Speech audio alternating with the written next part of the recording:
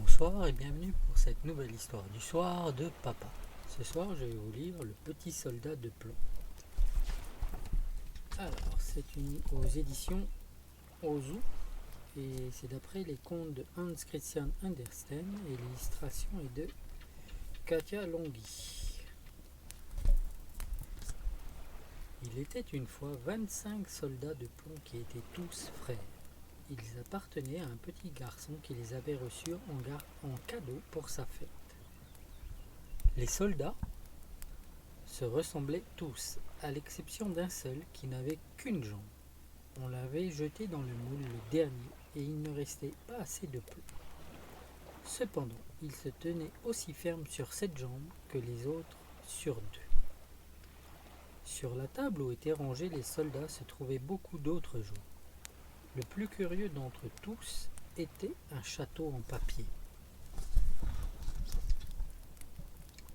Une charmante demoiselle, elle aussi en papier, se tenait devant la porte ouverte du château.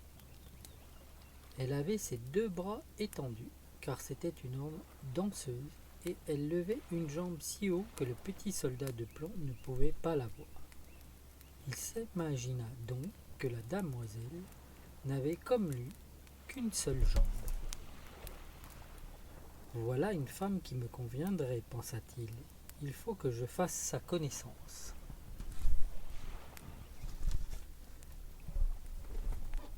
Le soir même, les gens de la maison allèrent se coucher.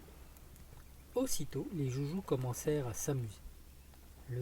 Les seuls qui ne bougèrent pas furent le soldat de plomb et la petite danseuse. Elle se tenait sur la pointe du pied et le soldat sur son unique jambe. Il ne cessait de la regarder.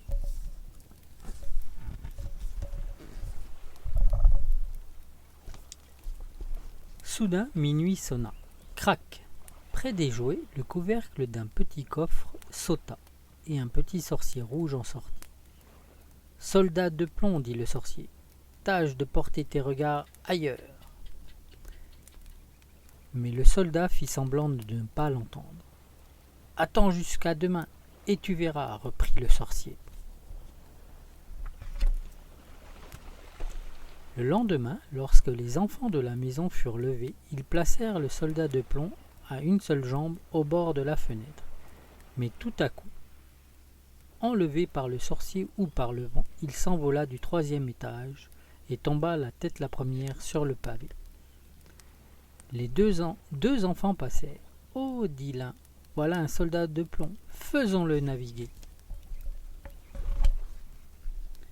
Ils construisirent un bateau avec un vieux journal, mirent le soldat à l'intérieur et lui firent descendre le ruisseau. Tout à coup, le bateau fut poussé dans un petit canal où il faisait aussi noir que dans la boîte à soldats. « Où vais-je ? C'est le sorcier qui me fait tout ce mal, songea le soldat. Ah, si seulement la belle demoiselle était dans le bateau avec moi. Bientôt, un gros radeau demanda au soldat son passeport. Le soldat garda le silence et serra son fusil. Alors le rat poursuivit la barque en criant « Arrêtez-le, il n'a pas montré son passeport !» Le courant devient plus fort et il y avait une chute d'eau au bout du canal. La barque s'y lança, se remplit d'eau et allait s'engloutir. Le soldat de plomb pensant alors à la petite danseuse qu'il ne reverrait jamais. Le papier se déchira à ce moment-là et le soldat fut avalé par un grand poisson. Comme il faisait noir dans son ventre, le poisson fut pêché, vendu au marché et acheté par la cuisinière de la maison du petit soldat. Quand elle ouvrit l'animal avec un couteau, elle trouva le soldat de plomb à l'intérieur. Tout le monde voulut voir le soldat qui avait voyagé dans le ventre d'un poisson. On le plaça sur la table, et il se retrouva très vite dans la chambre même d'où il était tombé par la fenêtre. Il reconnut le château avec la petite danseuse. Tous deux se regardèrent sans dire un mot. Tout à coup, sans raison, le petit garçon prit le soldat et le jeta au feu. C'est sans doute le sorcier de la tabatière qui en était la cause. Le soldat de plomb était debout. Toutes ses couleurs avaient disparu. Il ressentait une chaleur horrible, mais regardait toujours la danseuse. Soudain, une porte s'ouvrit et provoqua un courant d'air qui fit s'envoler la danseuse. Elle retomba sur le feu près du soldat et disparut.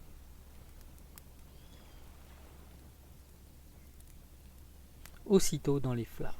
Le lendemain, quand la servante vida les cendres, elle y trouva comme un petit cœur de plomb. De la danseuse, il ne restait rien, mais des paillettes noircies par le feu noir dans un charbon. Comme du charbon. Pardon. Voilà, c'est tout pour ce soir. J'espère que ça vous a plu. Et si vous aimez, je vous en prie, abonnez-vous. Et surtout, abonnez-vous. Merci à vous et passez une bonne nuit. Nana.